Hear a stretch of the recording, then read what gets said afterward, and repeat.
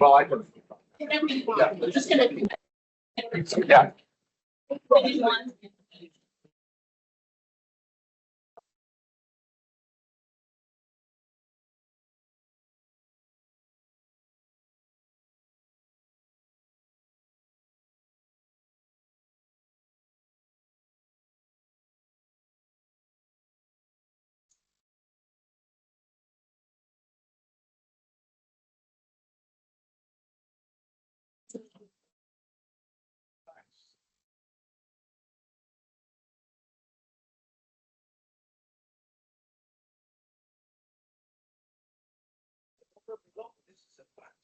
Everybody.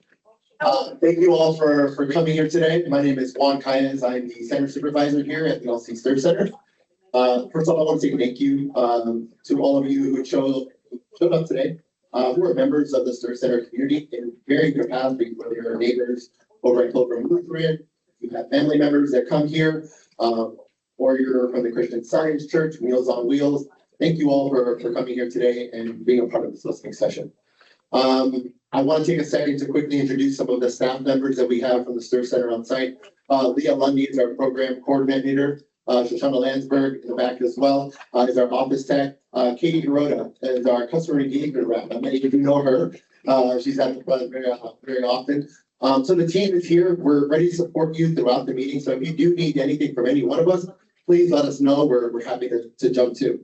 I do have just a couple of quick housekeeping things to go over with you before I pass it over to Holly. You did get and if you don't have one, please raise your hand. We'll have to bring you one. There's an FAQ sheet to kind of giving you the outline of what today's listening session is about, just to answer those beginning questions. So that is the large sheet that you have. The other smaller sheet that we started handing out today is for our listening session that will be happening during the Elsie Stuhr Day. The Elsie Stuhr Center is turning 50 years old this year, so we'll be celebrating that on December 12th. And a big part of that is our visioning session. So today is the listening session. The board is here to listen to those things. We're about to turn 50 and fabulous. We want to be 100 and grand. So help us think of what that'll look like in the next 50 years and be a part of that at the Elsie Stuhr Day. And again, that's a little half sheet on the 12th. For those of you who have not been here before, there's a water refill station right across the way, as well as a men's and women's restroom. We have food in the back. Please, by all means, you can stand at any point and go grab some in the back. And then if you do have your cell phones on, just for everyone's sake, just take a quick moment to silence those. That would be really great. And with that, thank you again for all coming out to the Stuhr Center and being a part of this. And I'll pass it over to our Director of Communication, Holly Thompson. Thanks, Juan. Okay. Everyone, thank y'all so much for being here. Today is a listening session. So what does that mean? It means THPRD is here to listen to you. This is your meeting to share your views, your thoughts. We've got members of our board of directors here with us, and we're going to invite them to introduce themselves in just a minute.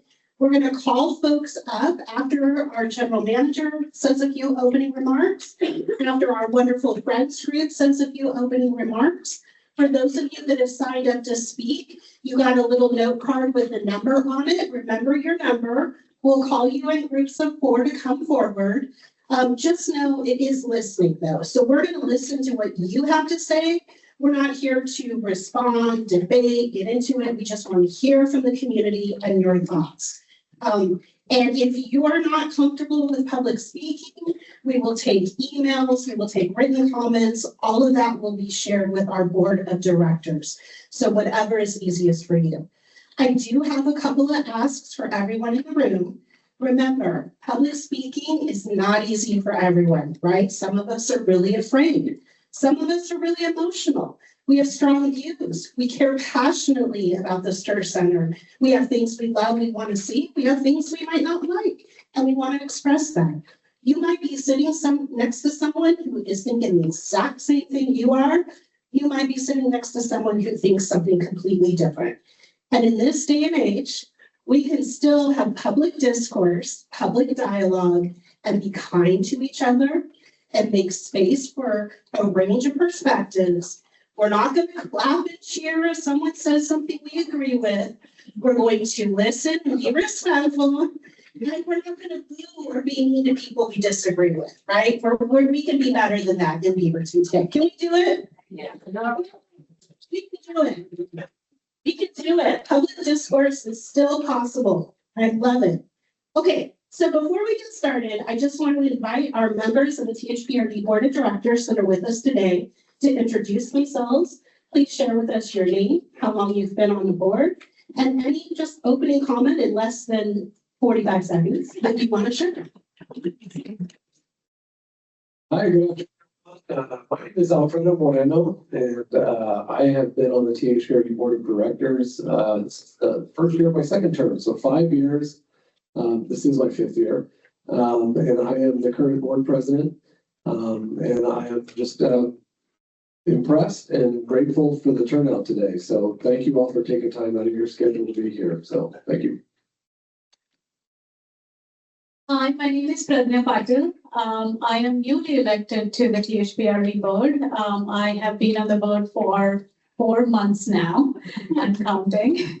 I'm really excited to be here. I was just telling a couple of people that I have been to the Stuhr Center, but I've never walked inside the Stuhr Center. So I'm really excited to be here. I'm here to listen, anything and everything. People would like to share. As a board, we want to take all ideas and take all comments into account when we make our decision. So really appreciate you all taking the time to come here and talk to us.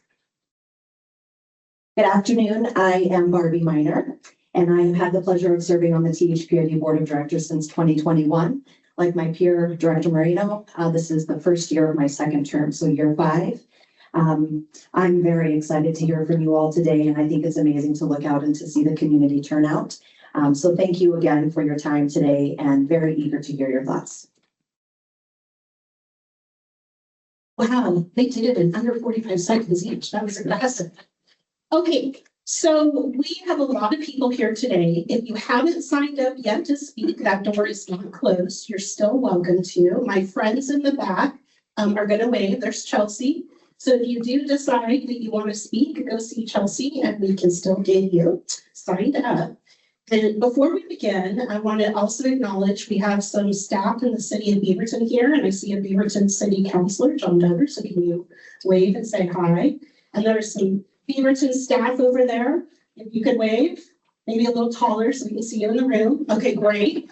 So at the end of this session, oh, I didn't even see her coming. And we have Mayor Lacey Baby here as well. So at the end of the session, if people do want to ask questions of city staff or THPRD staff, we are here and welcome to speak at the end of the session. Okay, we're hoping to end by 3:30, giving everyone 3 minutes. So with that, I'm going to turn it over to our general manager, Doug Mackey, to give us some opening comments. Thank you, Holly. I have great news for you all. I am not, and I say this respectfully, an elected official. So my notes, very large font. I will move through this quickly. And we share some fondness for the Stuhr Center. My name is Doug Mackey, general manager of the Park District. And I really want to thank everyone for showing up at your Elsie Stuhr Center. The fact is, this place is special to a lot of people. And over the years. Our founder, Elsie Stuhr, none of us would be in the room without her. In the end, she made a choice in 1954-ish. Inception of the Park District was 55. And in meetings, it is noted, and there were a few individuals in this room that were actually in the room when some of these conversations happened, perhaps a little young, but still in the room. So Elsie had this concept of a special service district. She felt strongly, I knew Elsie for a number of years, she felt strongly that a sole purpose special district was the way to go for park and recreation. A sole entity to be in charge of it. They wanted Beaverton to invest in open space and parks. They wanted to bring a pool, as it turned out, was Beaverton's first pool. And because of their vision, the activists in the room, and because of the vote by individuals at that time period, and you all as well, THPRD is now the largest park and rec district in the Northwest, and we serve 270,000 people. Predominance of Eastern Washington County. So our founders did something that you all are engaged in today. They cared about an issue and they followed through. So we're looking forward to listening to you all. It should not go without notice that the fact of the matter is, as a listening session that we're hosting here, this is where we gain a great deal of information. We take that forward in the decision-making process. So your viewpoint is going to be heard. This property has a long history. Starting back 50 years ago, owned by the city of Beaverton, the building was always owned by the Park District. But just a couple of years ago, in 2023, we exercised the right to purchase the property. So we now own the entirety of the property. And really, it was about knowing that if we own the property, which we now do, we can ensure the Stuhr Center's continuance. Important fact. With control, you have decision-making responsibilities as well. So we're going to hold fast to that commitment of why we purchased the property. And recently, we were approached by the city of Beaverton to have this conversation about the Mayor Bloomberg's challenge. So this was a concept. This was a pilot model to be considered. And our goal, as always, as the Park District, is to be a great community partner.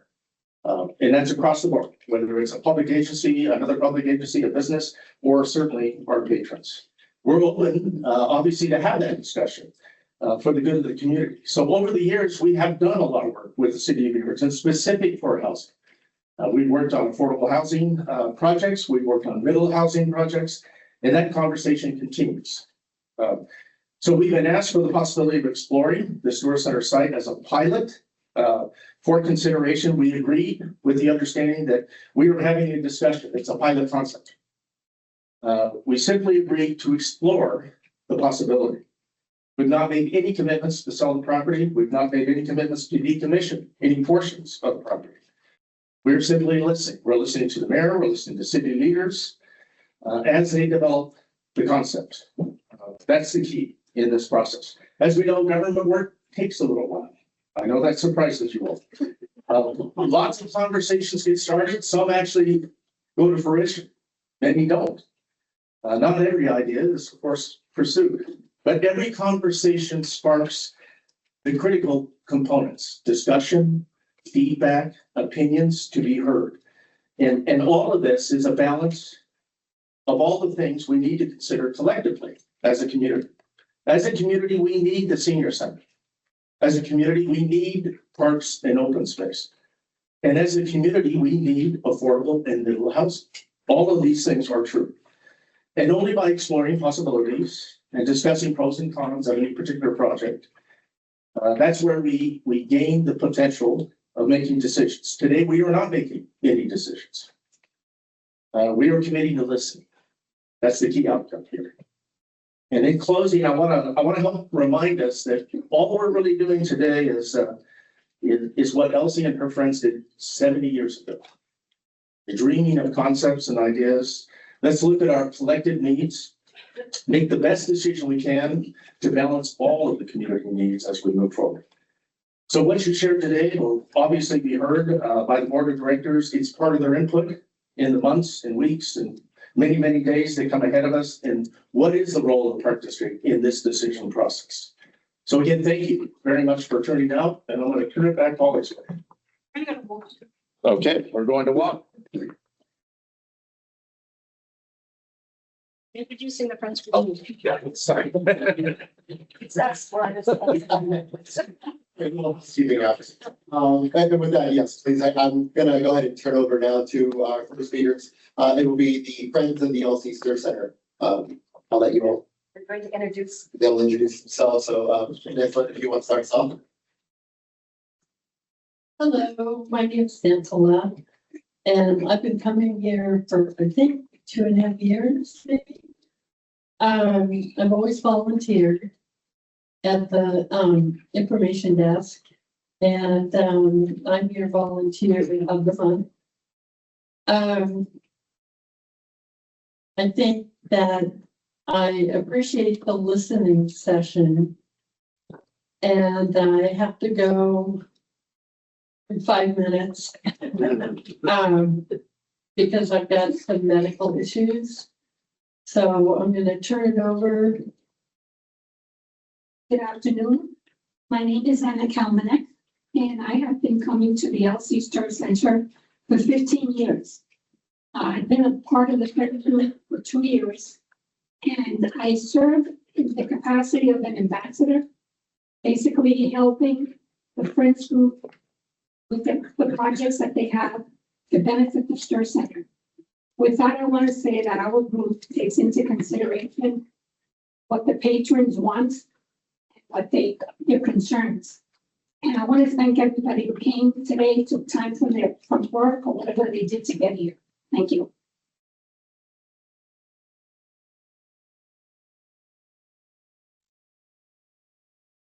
Good afternoon. My name is Karen Stark. I have been coming to the Elsie Stuhr Center for at least more than 15 years. I have served as a patron for many years. I am a volunteer here for many years. I enjoy this place. It's more than enjoy. It's a home.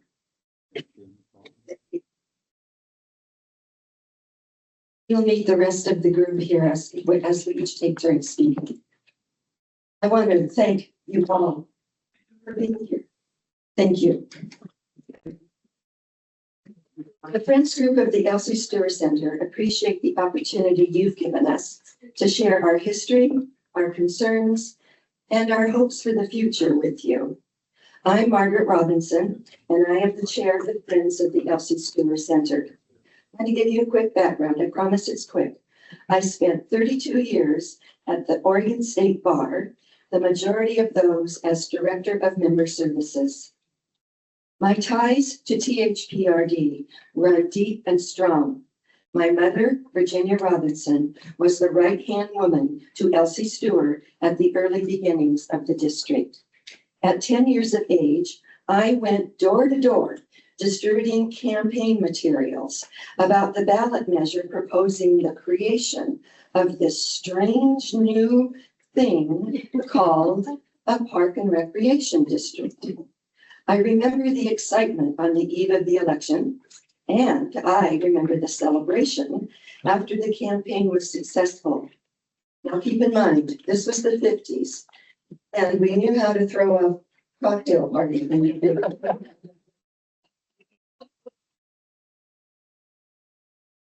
I'm honored to represent the Elsie Stuhr Center as a member of the Friends Group. The Friends Group's purpose is to support the center through the Tualatin Hills Park Foundation. The group establishes annual goals, authorizes expenditures, promotes volunteerism, organizes and performs fundraising activities for the benefit of the center. The Elsie Stuhr Center is the area's only center for the health and wellness of guests 55 and older. It is the only facility specifically dedicated to providing fitness, recreation, and enrichment for older adults, and this is from across the district. It is important to note that older adults from across the district utilize this center. As Doug said, in 1975, the Elsie Stuhr Center was built on property owned by the city of Beaverton. 18 months ago, THPRD purchased this property. Now I'm going to get to the issue bringing us here today. Recently, the city of Beaverton started the process of applying for a grant to support housing in Beaverton. As part of this process, the city has stated repeatedly that a housing complex will be built on the approximately 1 acre parcel in front of our Stuhr Center. City staff held several sessions to obtain input. I attended 5 of these sessions. I found that conflicting information was given. The first session occurred when the mayor and staff requested to appear during the annual retreat of our Friends Group. We were informed that the property in front of the Stuhr Center would be purchased by the city and utilized for a 3-story building with a daycare on the ground floor. I serve as liaison between the Stuhr Center and the Beaverton Committee on Aging, which is a city committee. The day after our Friends Retreat, I attended a meeting of the Committee on Aging. At this meeting, city staff gave a presentation on the use of the Stuhr property. Committee members were asked to draw pictures of how they would like such a development to look. Each person there drew pictures of a complex with wide green spaces and lots of parking. At this session, it was not clear if this was a low-income housing development for older adults. The next session I attended was for residents interested in learning more about the proposed development on the Stuhr property. Participants again were asked to provide input as to what they would like to see in such a development for low-income older adults. Different scenarios were proposed: 9 cottages, 15 cottages, 20 cottages, all with very limited parking. Again, all of the participants at this session emphasized the need for green spaces and parking. In several of these sessions, it was stated that this project on the Stuhr property would be built even if the grant application was not successful. I then attended a work session between the Beaverton City Council and the THPRD board. The city presented different scenarios, all pictured as being built on the Stuhr Center property. It was not made clear at that time for whom this housing is intended. At no time during this work session did any member of the city council or any member of our THPRD board inquire if Stuhr Center patrons had been asked for their opinions on the use of their land for such a project. No input from the users of the Stuhr Center was solicited, not by the city council, not by the board. The last session I attended was a wrap-up session where city staff presented the final version of what was to be included in the grant materials. 2 options were presented with the caveat that the mayor will select one of them. One version was for 20 cottages, no green space, a community area with benches, and 9 parking spaces.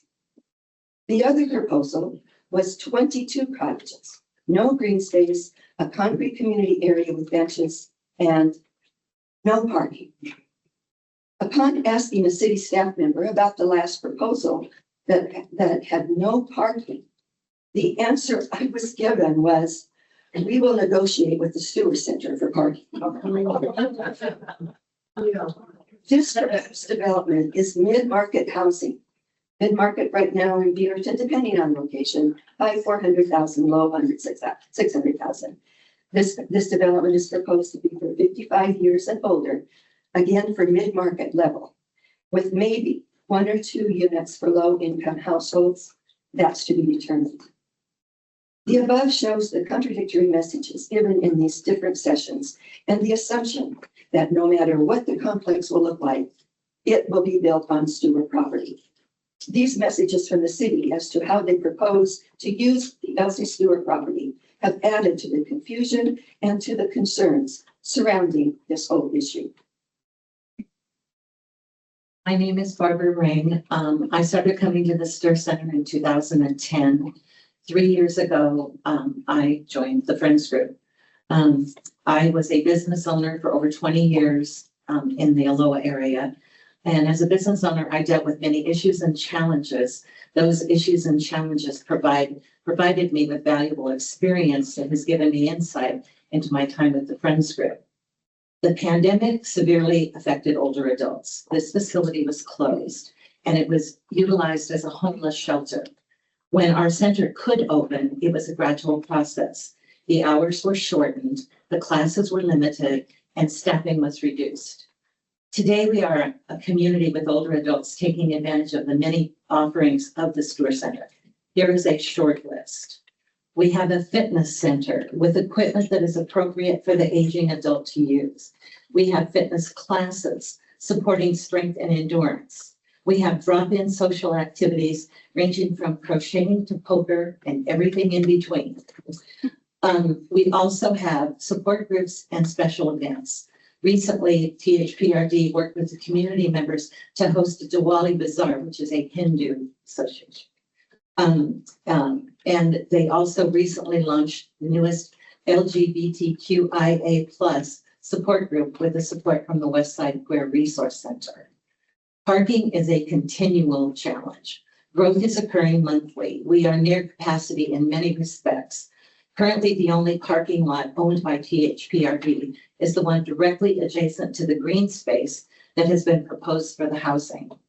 The additional parking our patrons use comes from shared use agreements with our neighboring churches.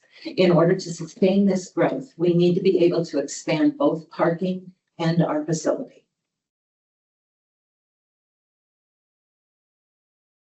Hi, I'm Joanne Gilbranson. I am also a member of this Friends group. Prior to my retirement, I spent 35 plus years in commercial real estate, primarily all phases of property management of office, industrial, and retail properties. This included not only the physical management of the properties, but the preparation and management of their budgets. As a third-party management firm, our clients included many ownership entities ranging from national and international financial institutions, international private investors, and court-appointed receivers, to local investors and widows trying to manage a real estate portfolio among their other assets. Just prior to my retirement, I was the Assistant Director of Asset and Property Management for Cambia Health Solutions, locally better known as Regents Blue Cross Blue Shield. This was for owned and leased properties in 4 states with a total budget in excess of $54 million. In addition to my day job, I volunteered on the Homeowners Association board at my condo complex for nearly 10 years. During the majority of that time, I was the chairman and also served as the maintenance director. I'm a relative newcomer to the Stuhr Center, starting with exercise classes in the spring of 2022. I was selected to join the Friends of Elsie Stuhr in the summer of 2024. I saw that a great community has been created here, opening its arms wide to all older adults within the district and the surrounding areas.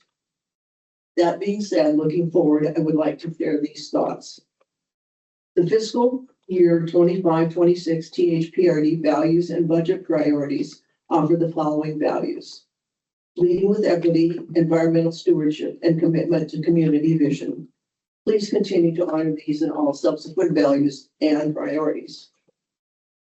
As detailed in the recently published FAQ, THPRD leadership expresses general support for increasing access to middle income and affordable housing across the community, and it recognizes that all housing on or near the Elsie Stuhr Center site would require careful evaluation and consideration of the impact of the project to the area. These considerations include certainty that Elsie Stuhr Center operations will remain whole or better. THPRD will retain ownership of the Elsie Stuhr Center, alignment with long-range park and recreation plans, and the need for community engagement. Again, please continue to honor these commitments and advise us of any changes. We ask that you also take into consideration the following: a need for additional interior space to provide additional programming for a growing population, an enhanced exterior space, for example, covered meeting space for classes, enrichment, and community use. This also might serve as a little bit of a rental income for our friends and neighbors that would like to use the facility. This would be in addition to existing playground and other amenities already located on the Elsie Stuhr property. The perception of taking from the many to accommodate the few. By this, I mean destroying the existing beautiful park and playground available to our many patrons, neighbors, and children attending the Pilgrim Lutheran School to provide housing for a few residents. At this time, we have not been advised on the final design, so the number of units is unknown. Regardless of the design, these few units will not even move the needle on the many units needed for accommodating our current housing needs. It could also diminish visibility, accessibility, and parking for current and future Elsie Stuhr Center patrons. Based on 2024 year-end data, there were nearly 32,000 patron visits at the center during that year. This does not include Meals on Wheels or other rental event attendees. We have increased these visits substantially in 2025 with extended operating hours and additional fitness courses and other activities. Elsie Stuhr Center is a lively and vital community. There may be the presumption by the homeowners of Elsie Stuhr Center serving as an exclusive amenity for the residents. This could also create an additional burden on the Elsie Stuhr Center staff with the homeowner's assumption for issue resolution like parking, maintenance, and other personal conflicts. Oh, I'll just go to the office and they'll take care of it. Lastly, please consider the needs and wants of the current and future patrons and include their input in your decision making. What is happening today is very important, but we are also concerned about what we have in the future. We want Elsie Stuhr Center to continue to be a thriving community of older adults aging with purpose and dignity.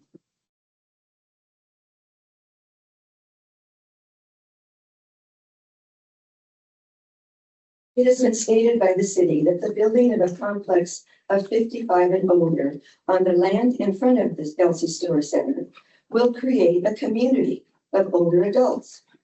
The reality, there has been a community of older adults participating in the programs and activities of the Elsie Stuhr Center for decades. This community consists of active older adults from across the district, engaging in fitness, cultural, and social activities to help maintain as much wellness as possible during the aging years.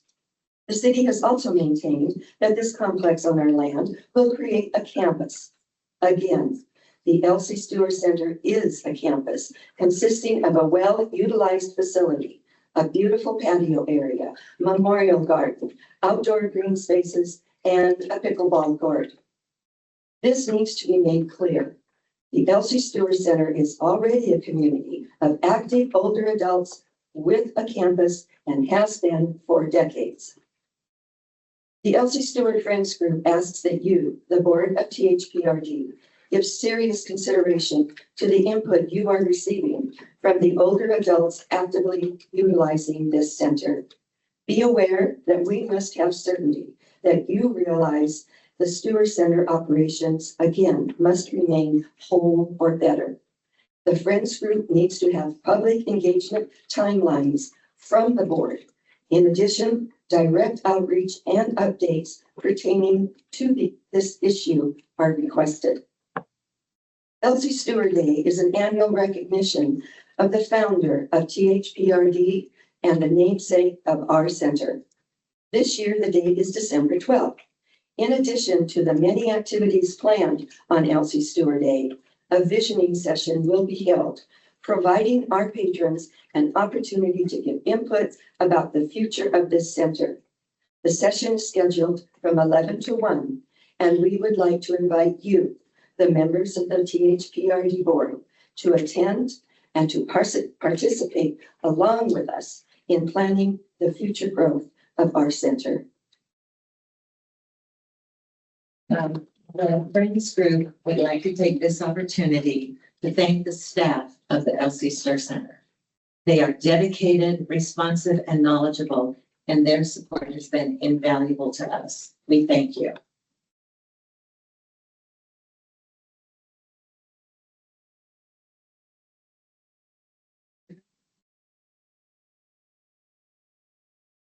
Oh, this is, I give it to you. Yes, that's the people that signed yes. The petition. Okay, thank you. We'll take one. Okay, and are you done with your opening statements? Okay, wonderful. Thank you to the Friends of the Elsie Stuhr Center.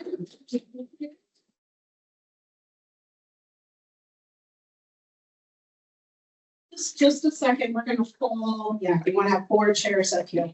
Okay, so when you signed up to speak, everyone who signed up should have gotten a little card with a number. And Philip, I know you're our number 1. We had a check for number 1. Yeah, there you are. Okay, so if we could have numbers 1 through 4, make your way up. We're gonna have you sit in these seats and we'll pass the microphone back and forth. Remember, good microphone etiquette. It's hard to hear in this room, so you want to keep it real close to your mouth. Hold it tight.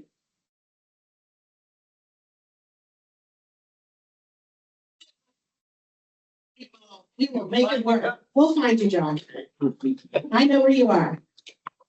All right, Philip, you're number one. You're gonna take it away. My friend Melissa is gonna, has a time clock here. It's got 3 minutes on it. Yes. Oh, my goodness.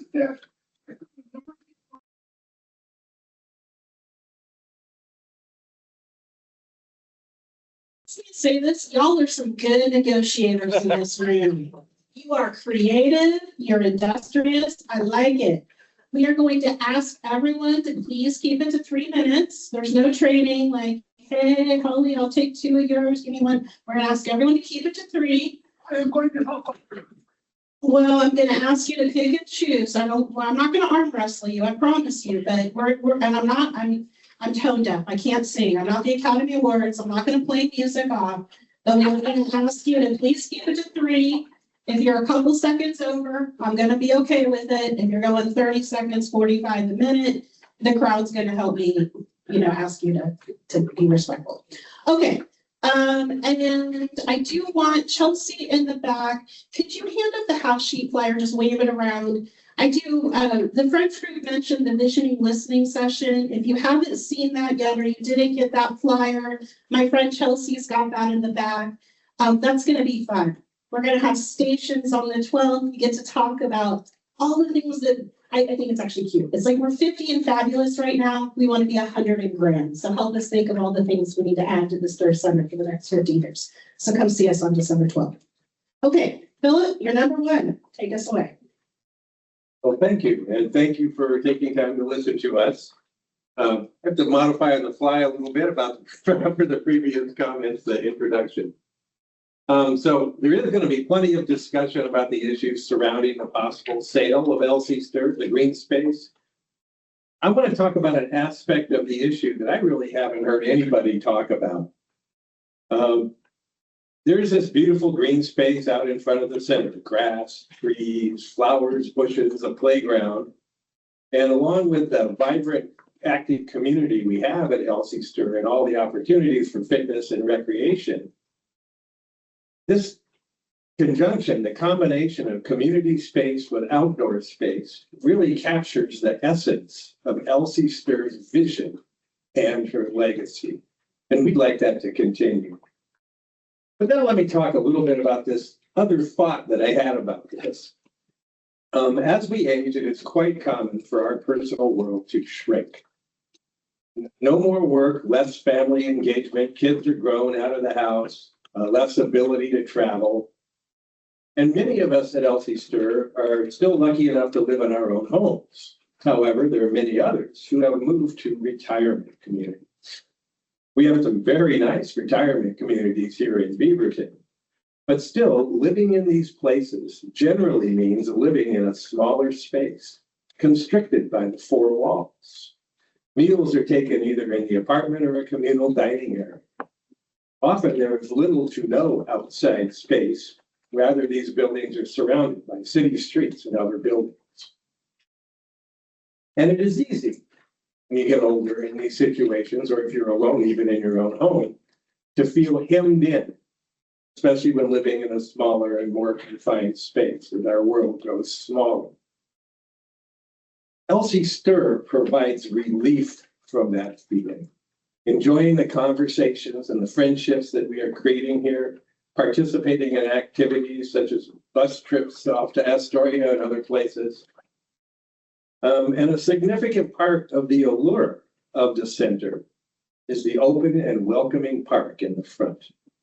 Most particularly, the open space above that lets in the natural light that bathes Elsie Stuhr Center.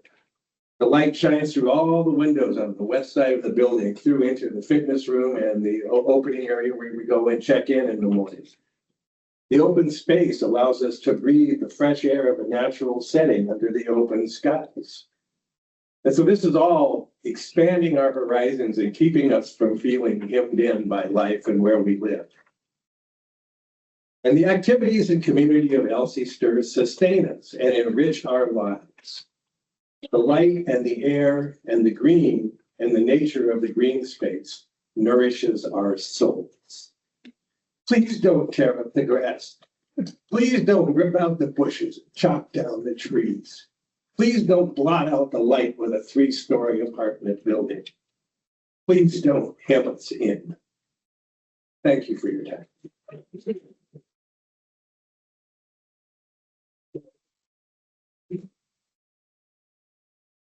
Not sitting in the right place. My name is Gail Boyle, and my family has been engaged in different levels of activity since my daughters were 3 and 5. I retired 15 years ago, promptly came to Elsie Stuhr. When I came, we had classrooms that were adequately being used by 15 people. One of the larger rooms, this one, you would have about 18 to 20 people, all, doing aerobics and kind of large movements. The other ones were yoga and, fitness, other different kind of fitness. When I came here for my exercise on Monday, there was absolutely no parking whatsoever. I went around and around. I ended up parking 2 or 3 blocks away from here. Now I'm lucky. Although I have a knee replacement that I'm working through, I am able to walk. And as you can see from people that are here now, they are not. And that was very frustrating. But the point I really want to make today is that I am in the 2nd year of the baby boom population bulge that has come through. Well, I'd like to tell you that those first waves of this tsunami that is coming towards us have reached. Planning for the future should have started yesterday. I have classes that are now 23 people in them and more. Others are turned away, still trying to come into the classes, okay? We need to expand. We are the largest growing population segment, not only in Oregon, but in most of the United States. So we need to plan for the expansion of Elsie Stuhr. Yesterday, we should have had a capital committee formed to plan for that expansion because the tsunami is coming. It's here now. We are overcrowded and we need more space. I'd like to make a comment about the general effect of having Elsie Stuhr on a greater economic picture, particularly the use of medical services. This place keeps us out of the emergency room. It keeps us out of the hospital. It keeps us out of, facilities for daycare because it encourages us to stay strong and it encourages us to stay mentally awake. We contribute to society with all the volunteering that we do. We're not going to have that huge bulge of people coming behind us. And we have all the people who were born in the 50s and in the early 60s coming right up against us. So it's not a question of whether we need to expand and talk about what that might look like. We need action now. You're putting it into number 3. Yeah, I'm John Bell with Meals on Wheels. We've had the Meals on Wheels program here for many, many years. I've been involved in 25 years. We feed anywhere from 90 to 125 people 3 days a week. We hope to expand that to 5. We need the parking. There's no parking here. If we lose the space that Christian Science has, that's over almost 100 spaces. And if we're looking at church, that's another 100 spaces. What are you going to do? Park all of our people on 40 on the side of the building, on the west side and the north side? We only have about 40 spaces. I haven't counted them. I'm just guessing. But we would be not able to have all the people in this room if we did not have the spaces and the agreements from Christian Science Church and the Pilgrim Lutheran Church. They have most of our spaces during the week. And it's a great deal. We use it during the week and then we have it available for the weekend. And for many years, the park district cleaned their part of their parking lot and yard and for rent. I'm not sure what the relationship is. I never found out that, but they had a relationship. If you want a space to build a house based on apartments, they have a big lot on the east side. It's empty. About 100 by 100 square lot. We need to look at the church and say, how are you going to keep this building? They may have not the membership anymore they used to have. It may be down to a couple hundred people, and they might have to be selling. You know, we have to have somebody go there and find out what the situation is. Because if they have to sell that property, there's 100 spaces every day we won't have. And if Central Lutheran Church, it says we're too big, we have a school, we want to expand our school. They maybe say, I want to sell that and buy another piece of property. With those two pieces of property, we cannot handle the 150 to be 250 to 500 people a day in this building. We don't have parking for it. Now, we have a bus stop in the front, yes, the bus stop. But I don't see a lot of people using that. So it's the parking, well, I think, and one last thing I want to say. Elsie Stuhr Center is unique in the whole metro area. We have more people eating meals here. We're number 1, 2, 3, and includes Vancouver and goes to Gresham. And I haven't done anything recently with Oregon City. That's another one that equals our center. But they have meals out of Clackamas County. Anyway, thank you very much. We can look at those other places besides the front of the building. The front of the building might be the only place you're going to expand to. If it's Sanford is sold, or if Lutheran Church is sold, then you have only place you're going to get is the front. So keep it. And look at the other places to build housing. Yes, I want a house out at 25% of what my income. It'd be only $700 a month. I can't find any place for $700 a month. Thank you very much for listening to me. I hope I brought some We're gonna pass the mic down to number 4. Thank you so much.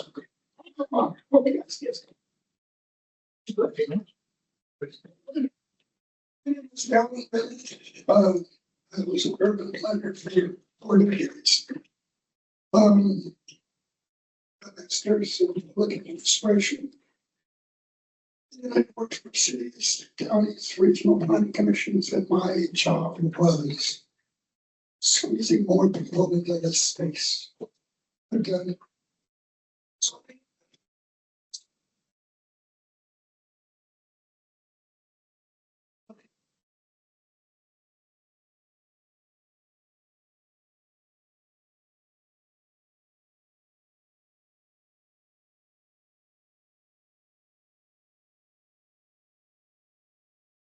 the special use district that has a mission to provide high quality park, recreational facilities, program services, and natural areas to meet the needs of the diverse communities it serves.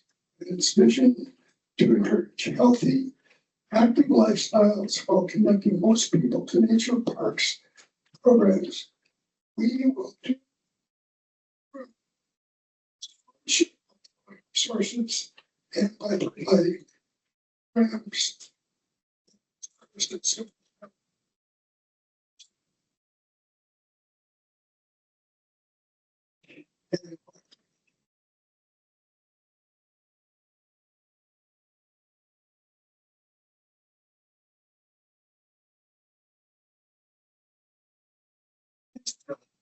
What my start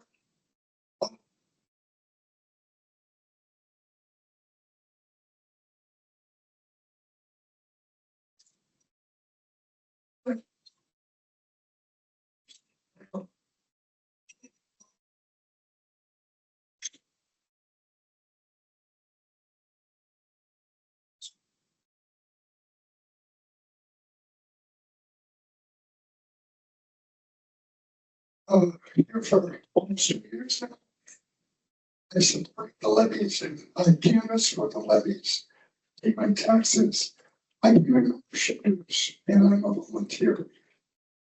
Because of all the people here making contributions. Elsie Stuhr right now has a fair market value assessed at $6. That's your money. And it's to go for park and recreation facilities. You're a park and recreation board. You really don't have the authority to speculate with our resources for housing. Am I a housing proponent? Absolutely. But this got kicked off by a couple of H. and Stevens and Elsie Stuhr who donated their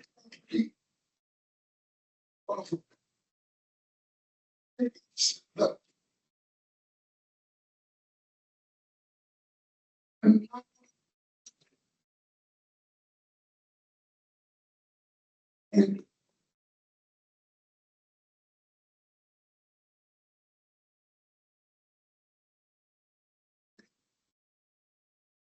look again.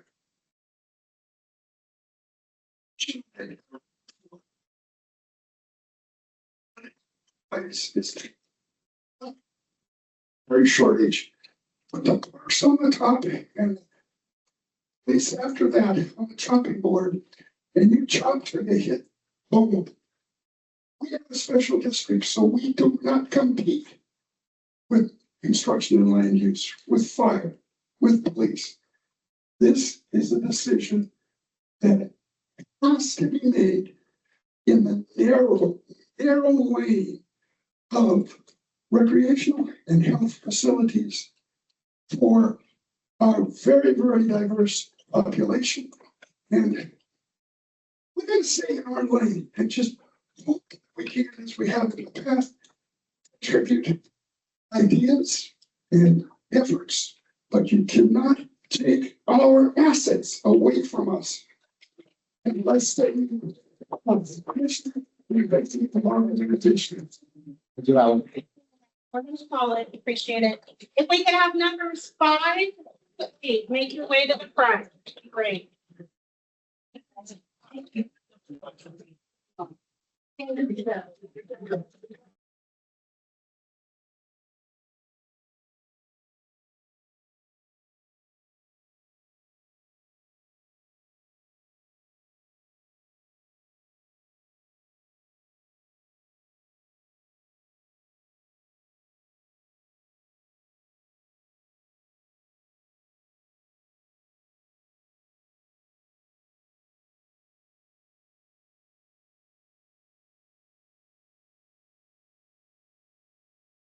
Board President.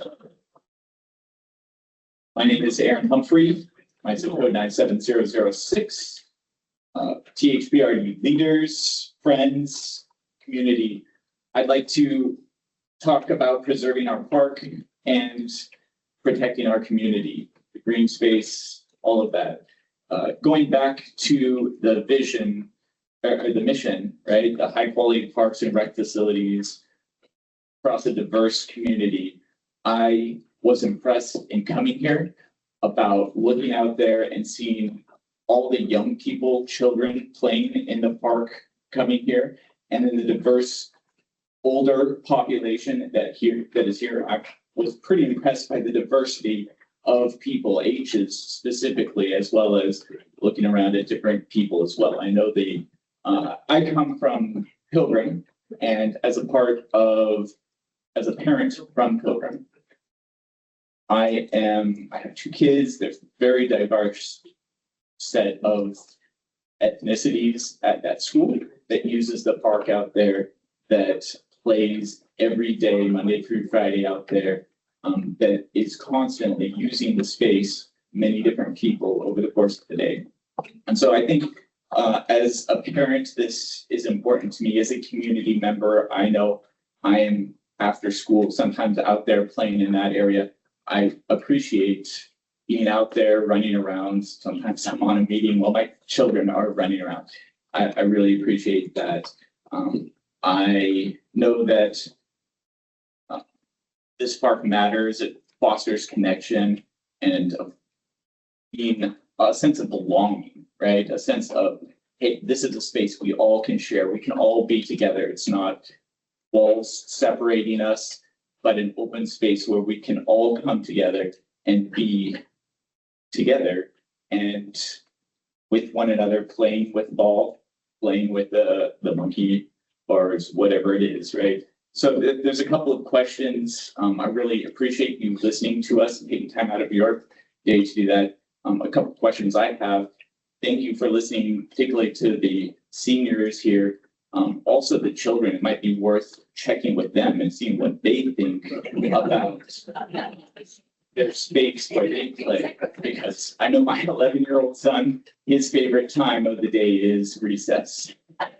So that's what he is told me, and so I'll just relay on his behalf. But there might be others as well.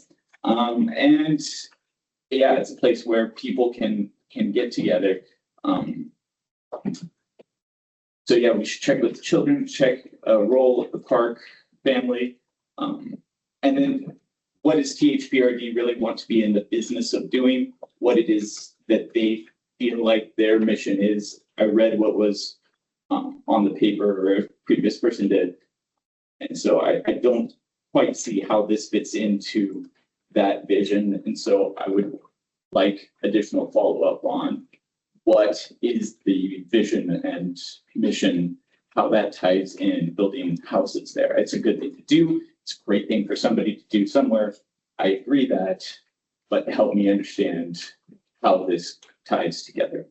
My children are going to continue to grow and learn here, and a part of the community. I want to preserve this park for today's residents and the generations to come. Thanks. My name is Andre Mitchell. I am retired from 40 years in corporate credit risk management with an emphasis on the decision-making process and from a slightly different angle. I wanted to talk about how the district's affordable housing SDC waiver program, the 2024 low-bond option EVI, the 2008 bond, and the potential refinance for a new bond in 2026, the acquisition of the Elsie Stuhr land, and the potential build of the Elsie Stuhr land fit together under your mission to provide high-quality parks and recreation for the diverse communities that you serve. First, I appreciate that THPRD has been clear about wanting to lead with equity and reduce barriers. And then in 2020, there was a 4 out of 5 vote to move forward and move and to support regulated affordable housing with reduced or waived park SDCs.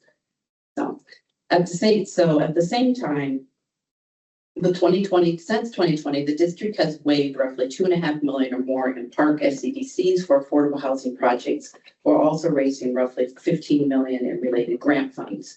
And at the same time, in 2024, going to the voters and asking for the option levy, and now looking forward into 2026, the refinance of a new bond.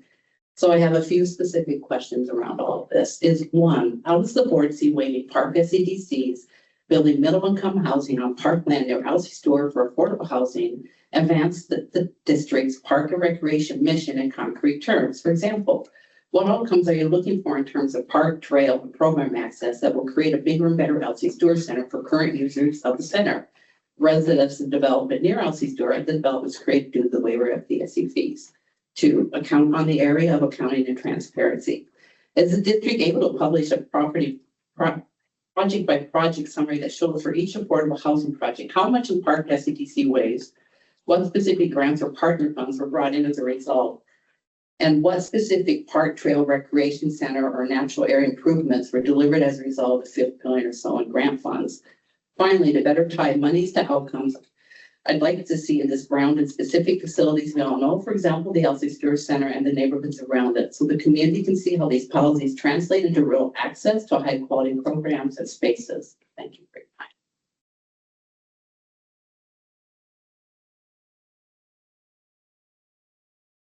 I'm Olga. I am a 45-year resident of Beaverton. And And, you know, was going to school in Portland State, we passed by here all the time. I retired. And somebody said, you're gonna go to the Stuhr Center, and I go, I don't want to hang around old people. I don't understand. A lot of us found out you're not hanging around old people. We might have gray hair and might turn white in the meantime. But you have all this vibrant community full of wonderful ideas, diverse activities, diverse things they're looking forward to, and connection. And we read all the time about one of the worst things that happen when people retire, that they become isolated. And isolation leads to them having an early demise because they don't have an outlet. Elsie Stuhr provides a fabulous outlet, all kinds of interests, activities, friendships. Just maybe you're meeting somebody to go to lunch with them because they like to do lunch too. So I listened to wonderful speakers talk about some of the practical things as far as the commitment or the charge that Elsie have. Those are fantastic. But I'm looking at it from the human perspective. I have a human development background, and you know, we need development throughout the lifespan, and to help us to have healthier longevity and people and the grandparents will beautiful children that are out there playing. It would be great to make sure this is staying as it should be, a center for our seniors. Thank you. I'm standing, but I'm a retired fourth grade teacher, and I'm not used to putting my back to the classroom. Even though you all are actually in my classroom, I'm sure you're the special group in the chairs. Not going to read it, so it'll go faster. Good afternoon. My name is Christy Rutkowski.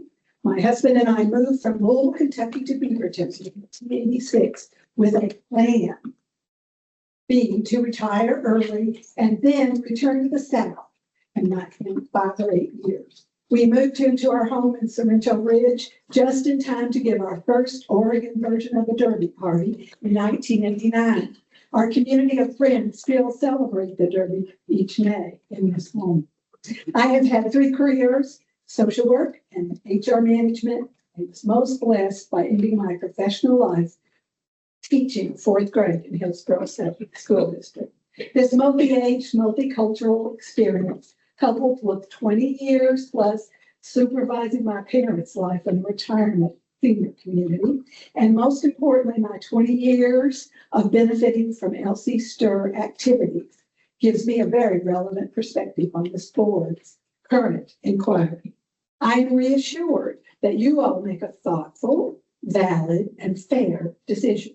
Your board has stated in its 8-page publication that Alan quoted, but he didn't mention that this was a pamphlet about 55 and better, and it was showed the ranges of contributions that Elsie Stuhr brings to the 55 and better community. While your stated mission is to, quote, enhance healthy and active lifestyles while connecting more people to nature, parks, and programs. I commend you all for having the foresight to purchase the Elsie Stuhr property some time ago, which I assume demonstrates your intention to support and protect Elsie Stuhr while wisely planning for the needs of the growing 55 and older population.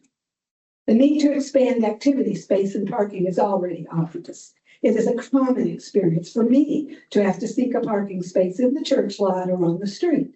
I am fortunate that I do not need assistance yet. Some of our members are not so lucky. Elsie's small parking area was doubtlessly more than adequate 50 years ago, but the 55 plus population has more than doubled in that period, and more to the point, it is projected to more than double again over the next 50 years. And we're starting to get, what was that, 100 grand? Okay. All right, okay. So that this represents a substantial percentage of the overall population of your district's resident voters. In case you all haven't gotten my view already, let me be clear. I am opposed to this and any future project for the city of Beaverton to construct anything on Elsie Stuhr's current green space. Please bear with me. I was raised a Southern lady after all, and we answer questions and make our points with anecdote and story. I've cut this down to the bare minimum. Years ago, when we first started to come to Elsie Stuhr, I was waiting for my husband's class to be a wrap up, and I overheard, right out here in this hall, sitting on that bench, I overheard a lady conversation. And this lady was between Elsie Stuhr, some staff member, and this senior lady. The lady wanted Elsie Stuhr to know that she had once thought her age and health problems meant that her lonely gray life, full of lonely gray thoughts, was all that her future would be. In answer to her lament, her doctor wrote on a prescription pad that she was to spend 1 hour a day, 5 days a week at the Elsie Stuhr Center. She was told she didn't have to sign up for anything. Just go. This woman wanted the Elsie Stuhr lady to know how grateful she was for this prescription. It saved my life.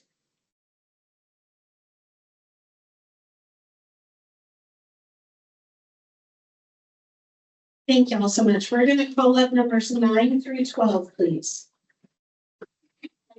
9, 10, 11.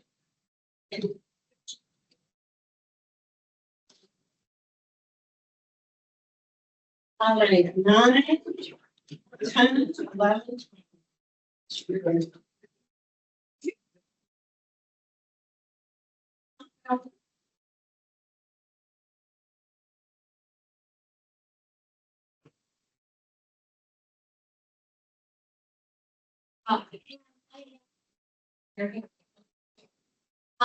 Was a very successful business. I was a very successful business owner, and when I retired, I wanted to devote my free time to getting fit. And I came to Elsie Stuhr for exercise, and I stayed for the fun, for the friendship, and for everything it offers to people who are retired and who are looking forward to fill their lives. And it has answered everything. The only problem with Elsie Stuhr is the space. To have to follow an elderly person to their car so you can have their parking space is kind of dangerous. Very, very energetically and practically have to hold hands with the person next to you because the room is so full. It's also kind of difficult. So if you take away that green space, which I hope it doesn't have to happen for a long time, nowhere to go. We have nowhere to expand to increase more classes, more activities for the seniors. And that is really, really an unfortunate thing. I hope that you remember you are to Alton Hills Park and Rec. You're not in the business of selling land to build houses. I use your trails. I use Alton Hill Park and Rec all the time. I pay my taxes. I pay my dues. I feel like I'm a very, very vibrant person in this entire community, and I hope you remember why you were elected to the board. Thank you. Okay, my name is Janet Cutter, and I was fortunate enough to know Elsie. Her granddaughter and our daughter grew up together, and I met her on several occasions, and she was passionate about physical fitness and health and activities for older adults. It was a main topic when you talked to her. And I have known about the Stuhr Center since it was constructed. I just recently got old enough to come here. Well, actually, that's not true. But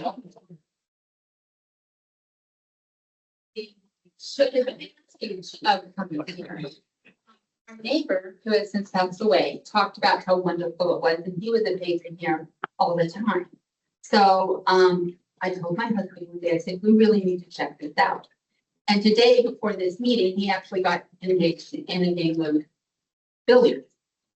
So, this is something we planned on signing up and doing things, and now I'm finding out that it's being considered a green space. I frankly was appalled, absolutely appalled, because it's very attractive, it's very inviting. I admit parking is very challenging and the rooms are tight, but obviously that can be remedied, but not if you build cottage clusters or missing middle housing. Now, I will agree with you that missing housing in the city of Beaverton and its outside areas is a challenge. We all know the cost of rent, but I also don't know from this release who would actually own those cottage clusters. Would it be the city of Beaverton? Would it be the people living in them? Who would guarantee the maintenance on the outside of these facilities? Because sometimes when houses are built and things are clusters, you can't always guarantee what it looks like 5 years down the road.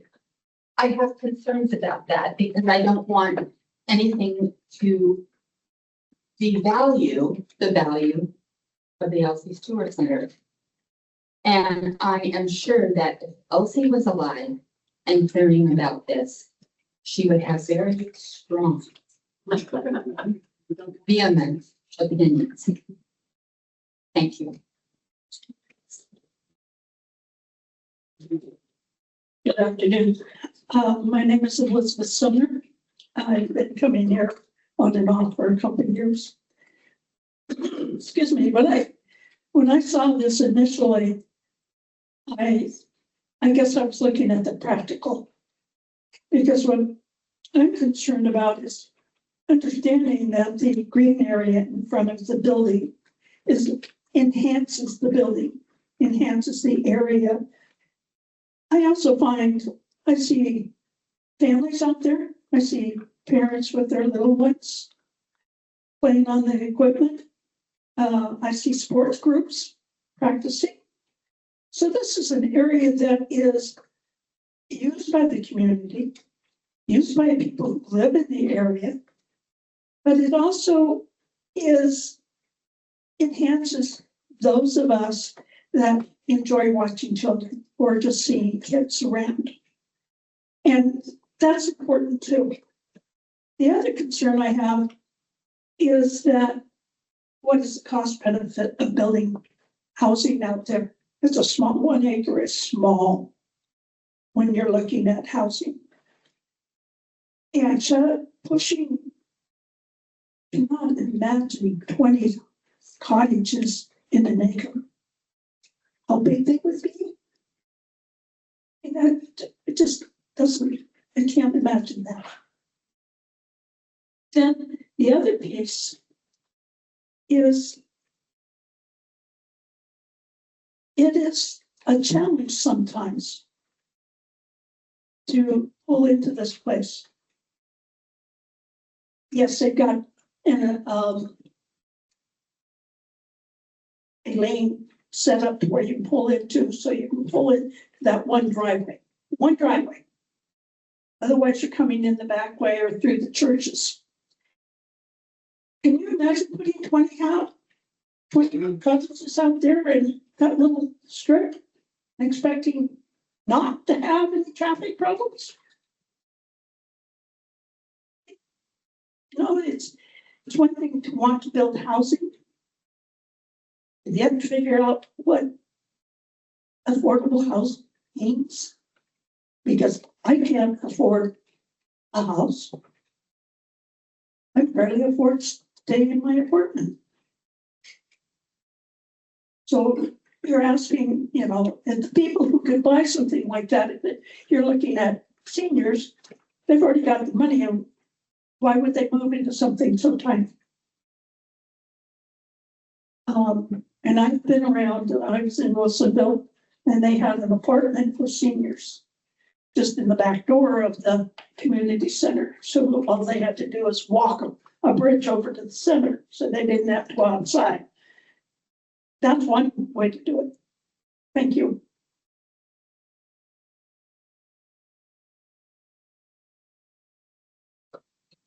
Good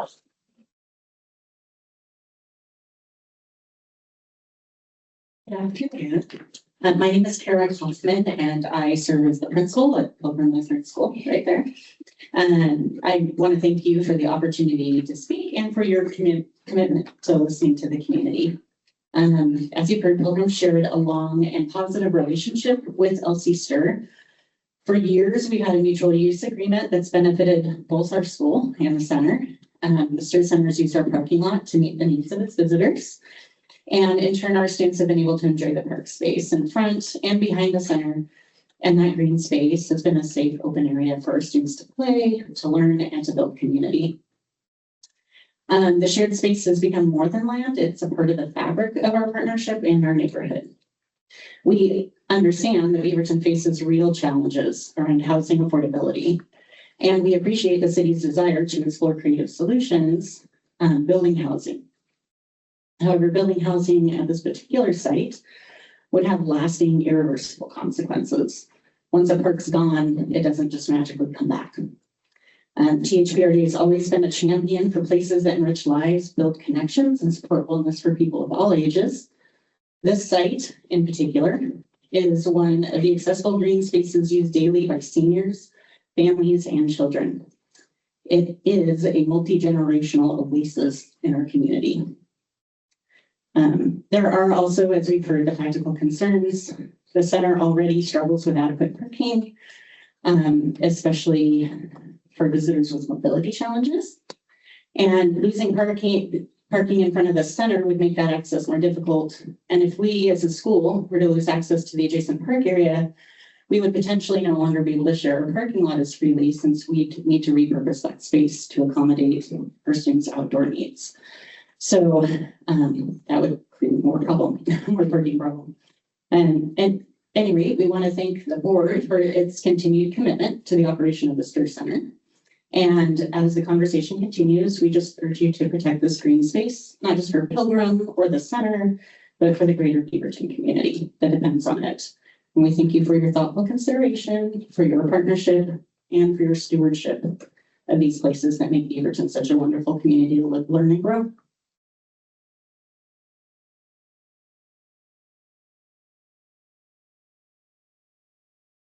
So much. I'd like to invite numbers 13, 14, 15, and 16. Lucky number 13.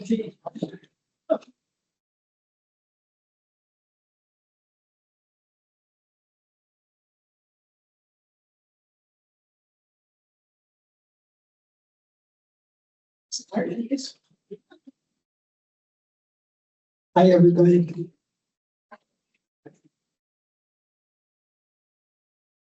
I think we're facing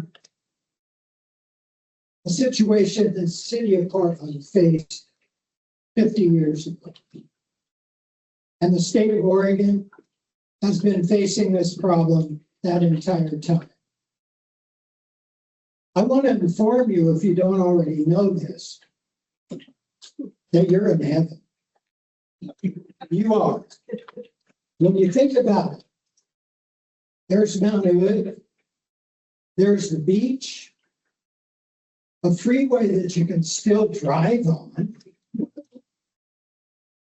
but there's no planning. Where's the planning? I've not heard that in our vocabulary today. 50 years ago, Tom McCall, any of you remember him? Oh, yes. Tom McCall awakened us to the fact that we live in heaven. And we also produce the best strawberries ever, the best peaches, the most decent crops that are rapidly vanishing. By what? By housing, by growth. We need some efficient planning. And I'm so emotional about this. I'm just semi-retired now. I'm a financial consultant. I've been doing this for 50 years. But this morning, and every morning that I come here, I like to shoot pool, so. Anyway, 6 gorgeous, darling little ladies were chasing each other around that block this morning. I mean, I was almost in tears because I knew I was going to have to face you all, and I haven't seen a crowd this big since my bar mitzvah.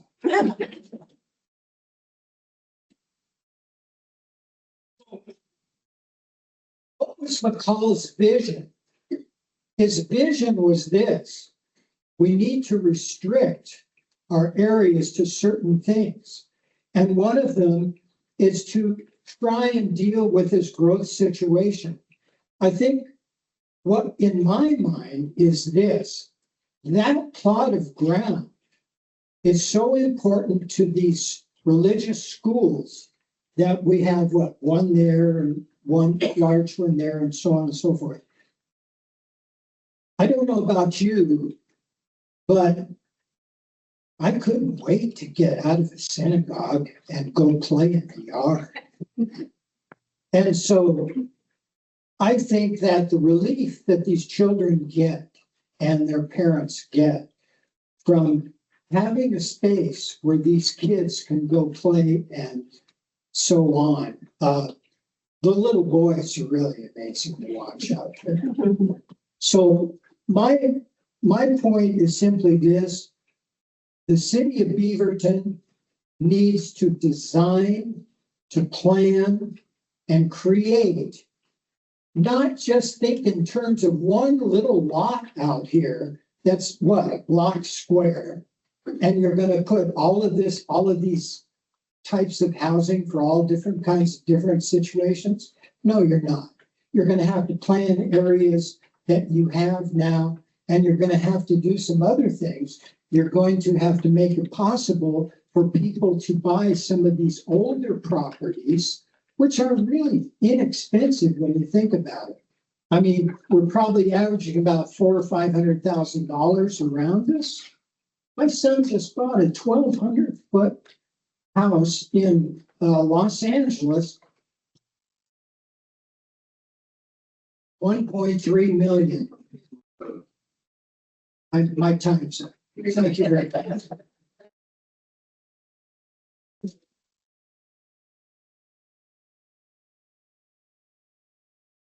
I'm Nancy Schellenberg. Happy member of Elsie Stuhr. I live directly across the street on 12. So, and I just, I'm just kind of probably repeat a lot of stuff other people have said, and I really, I cannot wrap my mind around wanting to eliminate green space. It's A. B, I witness it all day long because I live in the neighborhood and right next to it. And especially, the guy from the Pilgrim Church, like these kids get to go outside and be on the earth among trees, breathe clean air, get quality oxygen at least twice a day they're out there. And, how many kids live in apartments or have single parents? And when's mom or dad going to take them to the park? These kids are in school 5 days a week, 8 hours of the day, right? And need I say more? So, and then as far as the senior goes, well, I just talk about being in heaven. I cannot believe I live across the street from this place because I just jump out of my house in time to go get my ticket to get into a packed class, right? And, it's so, anyway. And another question I have is, what is middle income housing to seniors? When you guys get our age,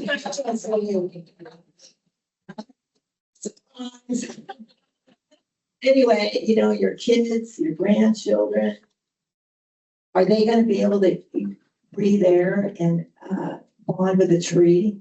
You know, are they gonna feel the magic? Anyway, I probably talked long enough, but I'm gonna just scan my notes here. Yeah. Yeah. Yeah. And oh, somebody else said something about for a few people that would get some kind of income housing, which I don't trust at all. Yeah, and all the people who lose, you know, it's just not, it's not sustainable, and it's already been pointed out, we lose parking, yada, yada, yada. So, I just. Oh, and you know, yeah, the guy that's talking about planning, like, there's all these new apartment buildings being built everywhere. How come that's not, planned, and regulated to have low income? It's all greed. It's all just more money. It's all just development. So anyway, you guys, thanks a lot.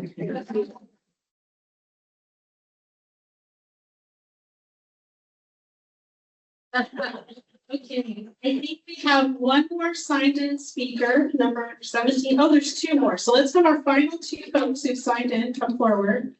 Ma'am, you're right. We are all looking ahead and we're all going to be here someday. I just hope that when I'm here, I get to hang out with people half as funny as y'all. Got some singers. Okay, we have our two final speakers. Please come forward. And when we're done with these folks, we're going to invite our board members to close us out. So we'll hear some closing comments from our board president, Alfredo, and anyone else who wants to speak. No, you've got a lower number than I, you know. Got to get the classes up here. Readers on, not that far away. Thank you so much for taking the time to listen to all of us today. I'm going to try my best to keep my emotions contained. I just want to give you a bit of background. My name is Amber Sims. I've been a mom in this community. I'm a homeowner. I'm a small business owner. Our daughter attended school next door for 5 years. I've even been a soccer coach on this field in front. And I can tell you the number of opportunities and practices that this field created, the number of hours of playtime after school for the families that don't have yards, by just being at school at pickup, staying an extra 20, 30 minutes. This has been such a beloved all ages natural area that so many people have enjoyed. And, you know, I knew that the vision statement and the mission statement for you guys must include caring about natural spaces. That's why you guys all decided to sacrifice your time, dedication, and commitment to serving our local community. This project and doing away with the green space, and I don't even know why we're calling it a green space. It's a park. It's been a park, a developed park for a very long time. This project is in direct opposition of what your vision statement and mission statement publicly on the website is. It's even in opposition of the 70th anniversary statements, the anniversary you guys are celebrating. And I just want to read some of those statements and talk about the hypocrisy here, because this is what I think is threaded among so many comments we've heard today. It just seems like the opposite thing we want to do at a time when concrete is getting poured over ground space on every single inch. I can see from my home in Raleigh West, the new development off Western. I drive by to get to the grocery store, another huge apartment development at a time in the last few years where we have hundreds and hundreds of new housing options within just a few square miles of this location. Why we're moving one established acre park when no one wants this? It's yeah. So I just wanted to read, in case you guys haven't read those statements in recent times, because to me, words really matter. So you guys are talking about the 70th anniversary, proud to celebrate 70 years of bringing community closer, fostering wellness, and creating lasting memories. Doing away with this park would actually remove community connection, opportunities for greater wellness, and take away decades and decades of memories that have been made right here. Okay, the mission statement, the mission of the Tualatin Hills Park and Rec District is to provide high quality park and recreation facilities, programs and services, and natural areas that meet the needs of the diverse community it serves. Okay, there are countless people that have stepped up to tell you this green space means a lot. The vision statement that you guys have, we will enhance healthy and active lifestyles while connecting more people to nature, parks, and programs. We will do this through stewardship of public resources and providing programs and spaces to fulfill these unmet needs. So as stewards in your equity, inclusion, and belonging statement, you also mentioned at the bottom of that paragraph that you are stewards of public lands and spaces, that you're committed to keeping these spaces safe, accessible, and bring people together. If we remove this space, we do not have this option anymore. We remove all of the hundreds of hours of playtime for families that live in these apartments, of the school families, of the seniors and the kids who often meet each other. This is what I love too, that our daughter went to school next to a senior center so she could connect with all ages of her community, right? And I really think that those statements need to be thought about in great heartfelt detail with the planning of this space. Thank you.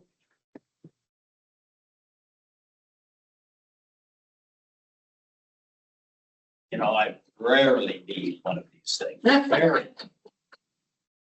I had the enviable position of being in that set of shoes up there from 2005 to 2017. I can remember sitting up there, and actually it was kind of what's down here, at meetings when we talked about, Doug will remember, cutting hours here. We had empty classes. We had classes that had, I don't know, 4 people. Oh, come on.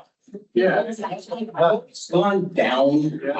I'm surprised. Okay, but anyway, I can remember all of that.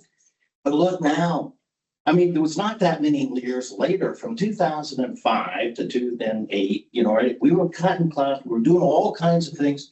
Just keep the center open, cutting staff, doing things like that. Look now, can't get enough staff in here. We can't hold enough classes. We certainly don't have enough parking. But the thing is, this is the growing community. This is something that keeps coming, and it's going to keep coming.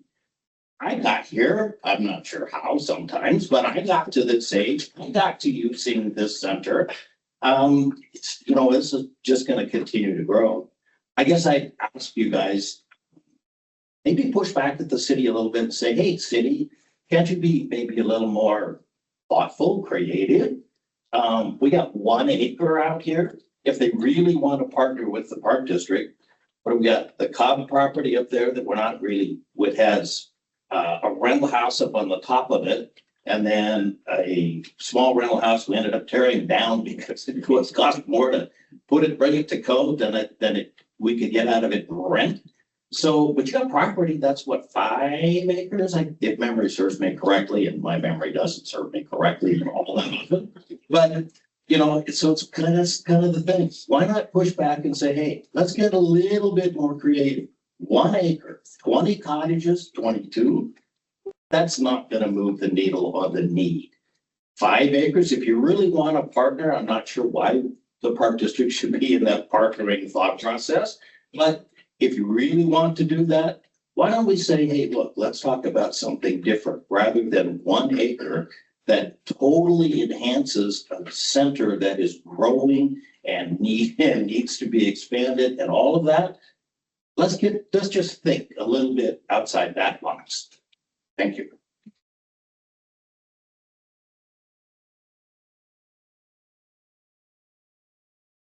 Okay, I think that is everyone who signed up to speak. Is there anybody that we missed that would like to speak? I have one thing I'd like. Okay, if you can come forward, and then we're going to close it out. I just want to invite you all to come to a morning class here. Wander through, from 8 o'clock to 10 o'clock. We're invited to a morning class. We don't have any room now. I challenge you. My name is Cindy Trueblood. I'm actually a nurse. I work at Providence Davidson Medical Center. Grew up here 36 plus years. My mom comes here. And honestly, the answer is no. The city can find other areas. There are so many other plots that they can use. No, the answer is no. And honestly, Mayor, I'm really disappointed that you targeted this space in this community. What are you doing? Our 55-year community is so important, and you're picking this space out of all the other spaces in Beaverton. That's very disappointing. That's not what you should be targeting and focusing on, an area that serves this community. I really hope there's some more creativity in your office to find other areas in Beaverton, because if I could drive around for 20 minutes and pick like 3 other plots of land, I'm like, what are we doing with this? The office, the people that we elect in our city office should be working a little bit harder. So no, the answer is no. Leave this area alone. Let Elsie Stuhr focus on expanding. And I'm sorry, no, there's plenty of other spaces they could build there, whatever can help them.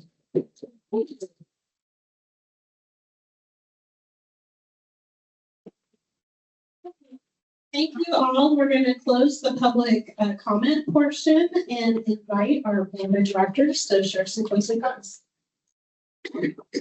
Okay, yeah, as a reminder, if you weren't here at the beginning, I'm Alfredo Moreno, and I'm the board president here. I'm grateful to be joined by 2 of my colleagues.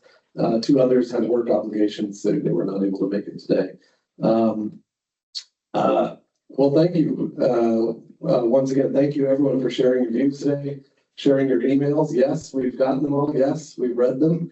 I especially want to thank the Friends Group. Thank you for your tireless advocacy for this special place. Your voices have been heard today. Like I said, they've been heard digitally via email. And that's a great thing. This is what local government is all about, is listening, considering, hearing, and there's lots of perspectives throughout our community. And we've heard you loud and clear about the perspectives today. So, and honestly, I feel like we probably could have had this a year ago before we even were entertaining the concept, just to talk about parking and the building space and all that. So it's clear the visioning session will be very robust as well, and lots of good opportunity to think about what happens inside these walls, let alone anywhere else. I was grateful for the opportunity to visit with Margaret and Joanne and Barbara back in September here. I asked each one of them, when we started, just tell me your Elsie Stuhr origin story. How did you first come here? What brought you to this place? What's meaningful about it? And I will say that was very meaningful. And all of your opinions or expressions have only reinforced that. So we hear that, we feel that, I understand. There really is not another place like this for many, many miles, right? So this is a special place. I want to reinforce kind of the most fundamental truth, which Doug stood and sort of announced at the very beginning, in that while we are grateful for all of your feedback, there is nothing happening today or tomorrow. There is nothing in front of us to vote on. There's nothing that we're considering behind closed doors. We are listening. We are listening to you. We are, well, I'll speak for myself. I'm in the business of curiosity.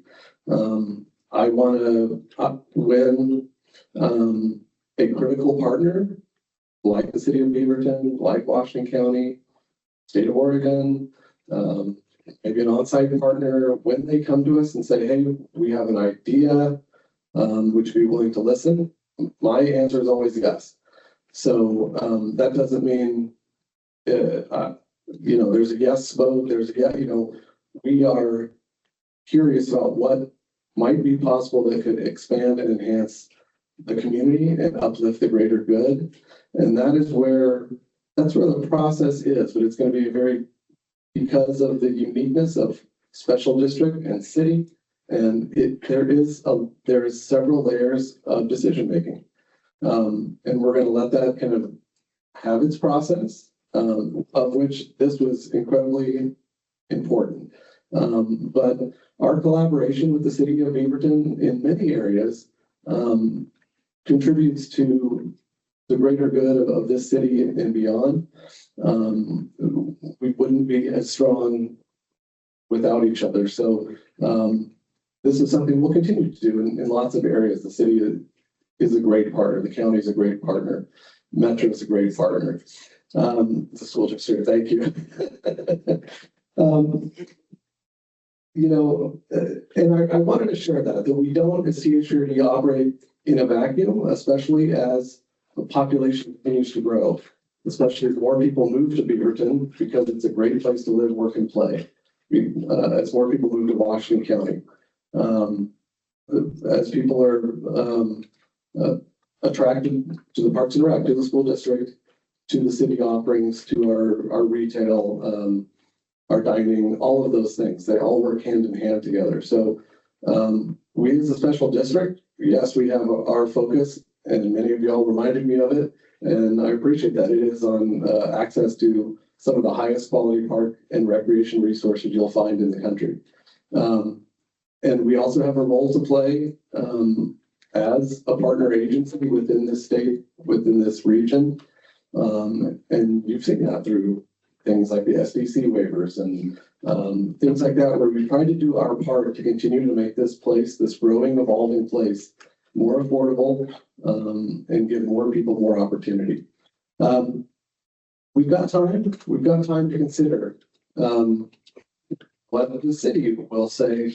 There is not all these things with parking, the green space, with the playground, with partnerships with the schools. These are all things that we will absolutely be looking at as a more concrete proposal becomes more clear. But we are a ways away from that. We don't have a concrete proposal that we're evaluating. So, and when that time comes, absolutely, we've all had our ears and eyes wide open here today. I can assure you that. And I've heard you talk about all these things. So our aim is aligned with yours, and is to ensure the long-term vitality of the Stuhr Center. And I've heard you say how important green space is in that long-term vitality. We also, as I said, have a need to play whatever role is reasonable for us. And yes, there can be differences of opinion about what role the Parks District should play in terms of helping to provide greater access to housing and greater housing affordability so that people can afford to live here and access for parks and recreation resources. That's important in a growing landlocked city. So that's why we stay curious. That's why we have an open mind to listen and evaluate. And you've got some really smart, passionate people on this board. We're not all cookie cutters. We are cookie cutters. We're not all made by a cookie cutter. That's what I'm saying. We all have nuanced opinion and really good discussions. And so I can assure you this and every other project will get the utmost scrutiny and evaluation. So the highest level goal of this meeting was to, yes, have a chance to listen, but start a conversation. We do get your emails. If you want to reach me directly, God, what am I doing? But please reach out to the Friends group and feel free to reach me directly. So I would rather sit down and visit with you than sit on this awkward stage elevated a few feet. It's a very strange layout, but it's what we had to do. But please, this is the start of a conversation. Your board members are listening to you, and I would encourage us all to stay curious about what a potential win scenario might look like. Is it going to be a cinch to attain? No. But is there potential for something that addresses housing in some way, in a meaningful way, and that enhances and expands the ability of the Stuhr Center I think that's the curiosity I'm personally holding. And that's why I'll listen and keep an open mind to be able to just see what is proposed and what may or may not work, and talk to smarter people than myself to help inform me on how this might work. So that's about what I was going to say, speaking mostly to myself and some for my peers, but I'd like to give them an opportunity if they had anything they wanted to add.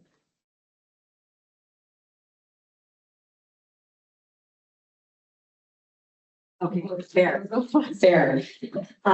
Again, I will restate, my name is Barbie Miner, in case you weren't here at the beginning, and I'm just sitting with so much gratitude. So I first just want to thank all of you for coming and giving public testimony to make sure that we are listening and that you have an opportunity to be heard. I love THPRD. I love Elsie Stuhr. It's why I chose to run. It's very interesting to hear some of the stories that were shared today of the life cycle that we all have. My entry into THPRD was, of course, through my two kiddos and doing the typical things of how do you learn to swim, trying out soccer, maybe playing basketball, renting a room to have a birthday party. And my daughter's now a junior in college. And as I've gotten older, well, sadly, Mom, sorry, you've aged as well. And now we're in this moment in time in my personal life that I just want to share. I have a personal connection to Elsie Stuhr Center. I have seen firsthand the benefit of community, what a gift this has given to my mother. And I don't think that you necessarily have to have firsthand experience to understand the beauty of this community. But it drives my decision making. It drives my why, as they say. Why do I serve? And I'm very keen to ensure that THPRD is always centered, that we are listening to our folks. And I was present at the joint meeting, and I did voice on the record at that time that I do see this front space and understand the connection and how this is seen as a home. And I did cite that. And you've made that very apparent here today with sharing of your words and your lived experience. And I'm empathetic to the fact that this may have caused some emotional response that we've seen today for something that is an idea. And I think that that's a bit unfortunate. That folks also have had to take time out of their day, find their way here, fight through parking, sit down in front of a computer. These are all things that we've had to do as well, right? I also work full time. I had to take a half day to be here as well. For something that we're not even yet voting on, for something that we don't yet have a full proposal. So I think from my point of view, what I had shared is that I, like my peer, am curious. I do want to listen. I do want to hear ideas and how can we be creative and think outside of the box. It's unfortunate that in saying yes to curiosity, it's caused some pain here at Elsie Stuhr. And it's caused some fear that we're contemplating getting rid of our namesake and in the year of our 70th anniversary. So we are a board of 5, and as Director Moreno shared, if anything were ever to come to fruition and we were to have to take a vote, we all just have that one voice.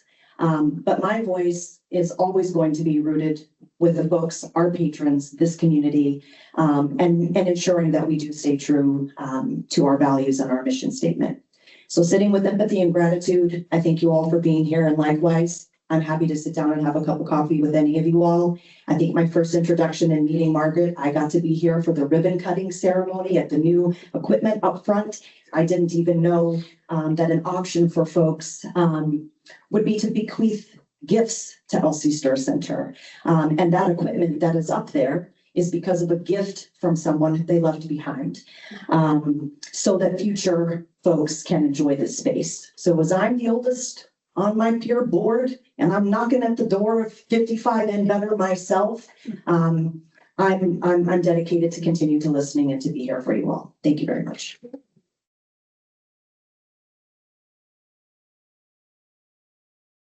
I'm Pradnya Patil. I just, like I mentioned earlier in my introduction, I am the newest elected board member, but I just want to start by thanking each one of you to come here and talk about how you feel about what's going on with the property outside of Elsie Stuhr. I know it takes a lot of courage to come here and sit in front of board members while we're seated here in this really awkward place and talk about your emotions. And I know it's very difficult, so really appreciate everyone doing that. I also want to state, and not just on behalf of me, the board, but also all officials who are in the room, all the staff, THPRD and the city, that we all collectively want to do what's best for our community. That includes our patrons, that includes our community outside of this room, which is people in the city of Beaverton, our people within THPRD. We want to make sure collectively, whatever ideas and options are put together, those benefit all of us. And I don't want to speak for the city, but I kind of am speaking for the city that they feel the same way. And I've had multiple conversations with people on the city side as well about the same feeling. So I do agree that this has caused quite a bit of, maybe a little bit more premature kind of concerns, right? Because we don't have a proposal yet that is in the stage of decision making. Having said that, I do know as a board collectively we'll make the decision that's right for our community, because that's why we're here. We're being elected by you all to make sure we make the right decisions that actually benefit our community. So I just want to reinstate that. I know Alfredo said quite a bit of things that we internally have discussed with THPRD staff as well, and conversations with the board as well. Again, we are open to any questions, any comments, and I'm sure the city is as well, to kind of have those open dialogue and answer any questions needed. So please reach out. Doug is our kind of funnel to the board, so he definitely sends everything our way, and we are having a meaningful dialogue internally. So please reach out. Again, this is a beginning, and we want to make sure, like, whatever decision we made collectively with the city, it benefits all. Thank you. Our listening session is done for the afternoon. Please take some snacks, water, coffee on your way out. You've still got plenty. And we hope to see you December 12th at your Elsie Stuhr birthday celebration and visioning session for this person.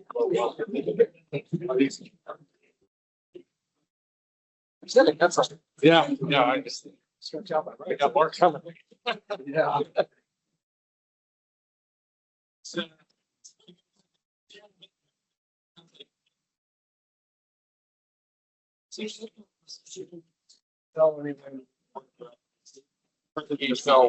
yeah, so as far as selling, yeah, as far as